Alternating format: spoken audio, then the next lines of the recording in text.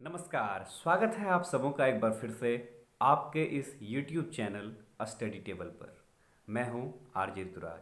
हम लोग पढ़ रहे हैं अर्थशास्त्र। अर्थशास्त्र में हम लोगों ने पिछली क्लास में नीति आयोग, योजना आयोग इत्यादि के बारे में पढ़ा था।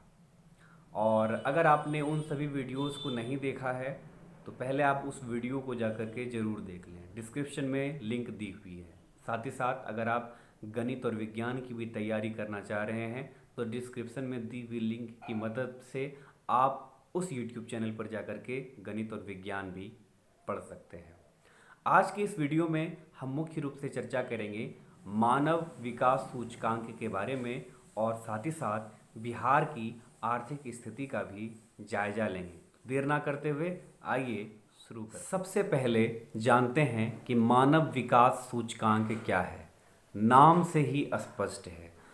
दरअसल मानव विकास सूचकांक एक पैमाना है जिसकी मदद से ये मापा जा सकता है कि उस देश के लोग कैसे हैं, शिक्षित हैं, उनके स्वास्थ्य की स्थिति कैसी है, उनके जीवन के रहन सहन का स्तर कैसा है और इसी से किसी भी देश की खुशहाली का, उसके विकसित होने का, उसके अविकसित होने का इत्यादि का पता लगाया जा सकता है। कहीं ना कहीं जैसे हम लोग अपने फीवर को मेज़र करने के लिए थर्मामीटर का यूज करते हैं तो देश के आर्थिक विकास को मेज़र करने के लिए मानव विकास सूचकांक एक थर्मामीटर की तरह कार्य करता है।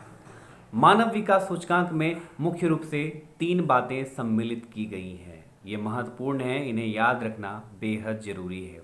ये 3 चीज़ें हैं: जीवन प्रत्याशा, शिक्षा और जीवन स्तर। मैं फिर से रिपीट कर रहा हूँ, जीवन प्रत्याशा, कहीं कहीं ये आपको जीवन आशा भी लिखा हुआ देखने को मिलेगा, तो ये दोनों चीज़ें एक ही हैं। जीवन आशा, शिक्षा और साथ ही साथ जीवन स्तर। अब तीनों को समझते हैं।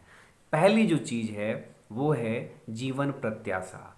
जीवन प्रत्याशा दरअसल ये मापता है कि उस देश के निवासियों का औसत जीवन काल कितना है। कहीं ना कहीं ये स्वास्थ्य की स्थिति को दर्शा रहा है। उस देश के लोग कितने वर्ष तक अपनी ज़िंदगी जी रहे हैं, इसका एवरेज इसमें निकाला जाता है। दूसरा है शिक्षा।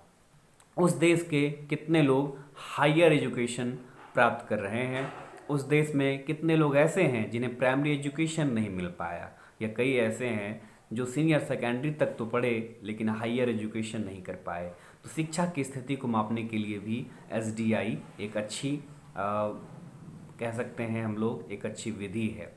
तीसरा है जीवन स्तर, लिविंग स्टैंडर्ड। वहाँ के लोगों का रहन सहन कैसा है, उनका स्तर कैसा है। इन तीनों को अगर सम्मिलित किया जाए तो एक रिपोर्ट आता है जिसे कहते हैं मानव विकास सूचकांक। इसे HDI इंग्लिश में कहा जाता है, ह्यूमन डेवलपमेंट इंडेक्स। इसका पैमाना 0 से 1 के बीच होता है और इसमें जिसका 0 से अधिक होगा वह उतना ही विकसित माना जाएगा। आइए एक चार्ट आपको दिखाते हैं, गौर से इस चार्ट को देखिए। ये 2004 का रिपोर्ट दिखा रहा है। इसमें नॉर्वे 0.965 एसडीआई मूल्य के साथ पहले क्रम पर है, अर्थात नॉर्वे यहाँ भी टॉप है। उसके बाद ऑस्ट्रेलिया आता है जो कि तीसरे स्थान पर इसमें दिखाया गया है इस चार्ट में। और अगर आप भारत की स्थिति को देखें तो भारत 126वें स्थान पर है। थोड़ी ये निराशाजनक बात है। अब मैं आपको लेटेस्ट रिकॉर्ड बताता हूँ। भारत और पीछे चला गया। ये बिल्कुल अच्छी बात नहीं लगती है हमें सुनने में, लेकिन हकीकत यही है।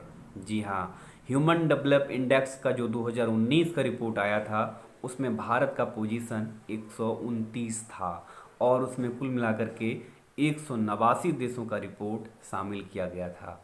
तो भारत बहुत पीछे है अभी इस मामले में। भारत के अंदर अगर देखा जाए तो सबसे पहले 1990 ईस्वी में मानव विकास रिपोर्ट प्रस्तुत किया गया था। संयुक्त राष्ट्र विकास कार्यक्रम के द्वारा इसे तैयार किया जाता है और पहली दफ़ा जो प्रमुख अर्थशास्त्री थे महबूब उल हक, उन्हीं के निर्देशन में मानव विकास सूचकांक को तैयार किया गया था। उम्मीद है कि आप मानव विकास सूचकांक को समझ पाए होंगे। मानव विकास सूचकांक एक पैमाना है जिससे हम माप सकते हैं कि वहाँ के लोगों की स्थिति कैसी है। और कहीं ना कहीं उसके माध्यम से हम देश की स्थिति का भी जायजा ले सकते हैं। अब हम लोग पढ़ेंगे बिहार के विकास की आर्थिक स्थिति के बारे में। बिहार की वास्तविक आर्थिक स्थिति किसी से छिपी हुई नहीं है। बिहार को आर्थिक रूप से पिछड़ा हुआ राज्य माना जाता है और इसे बीमारू राज्य की श्रेणी में भी गिना जाता है। बिहार के आर्थिक पिछड़ेपन के कई कारण हैं।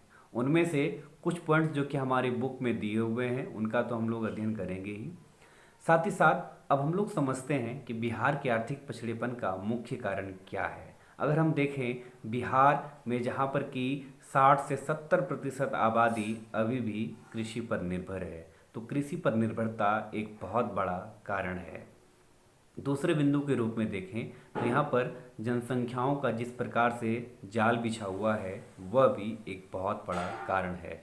शिक्षा यानी क्वालिटी एजुकेशन नहीं मिल पाता है। हालांकि बिहार को आईएएस की फैक्ट्री कहा जाता है, लेकिन दुर्भाग्य की बात यह है कि ये आईएएस बिहार में रहकर नहीं बनते, बल्कि इसके लिए वो दिल्ली और इलाहाबाद जैसे शहरों का रुख करते हैं। बिहार में प्रतिभा की कमी नहीं है, लेकिन क्वालिटी एजुकेशन की हमेशा से कमी रही है।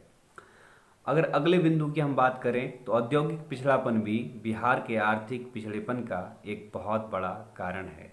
यहाँ से लाखों मजदूर दूसरे शहरों में जाकर के रोजगार की तलाश करते हैं ताकि उनके जीवन पहिया को सही ढंग से चलाया जा सके। औद्योगिक पिछड़ापन भी बिहार के आर्थिक पिछड़ेपन का मुख्य कारण है। शिक्षा, स्वास्थ्य, परिवहन और आधारिक संरचनाओं की कमी यहाँ पे साफ देखी जा सकती है। हालांकि हाल के वर्षों में इसमें सुधार देखने को मिला है, लेकिन अभी भी उस पॉइंट पर नहीं पहुँच पाया है जहाँ पर कि अन्य विकसित राज्य अभी भी अग्रिम पंक्ति में खड़े दिखते हैं। अगर बिहार की आर्थिक स्थिति को सुधारना होगा तो सबसे पहले शिक्षा, कृषि और उद्योगों पर बल देना होगा। इन चीज़ों पर अधिक मेहनत करके बिहार की आर्थिक स्थिति को सुधारा जा सकता है। उम्मीद है ये छोटा सा वीडियो आपको अच्छा लगा होगा, ज्ञानवर्धक लगा होगा। अगर आपको लग रहा है कि हमारा काम अच्छा है तो आप हमारे काम को पसंद करने के लिए लाइक कीजिए और साथ ही साथ हमारे चैनल को सब्सक्राइब कीजिएगा। साथ ही साथ मैं उम्मीद करता हूं जो कि वर्ग दसम के छात्र हैं जो भी इस वीडियो को देख रहे हैं वो अपनी पुस्तकों से अध्ययन अवश्य कर रहे होंगे। पुस्तकें आपके अंदर एक समझ विकसित करती है और हमारे लेक्चर वीडियो के माध्यम से आप उन चीज़ों को एक डिटेल एनालिसिस भी कर सकते हैं। हमारा यह प्रयास है कि टू द पॉइंट बात की जाए, समय की बचत हो और साथ ही साथ आप लोगों तक अच्छे ज्ञान का प्रसारण हो पाए। हमारे वीडियो को लगातार प्यार देने के लिए आप लोगों का बहुत बहुत शुक्रिया। मिलते हैं अगले वीडियो में। धन्यवाद।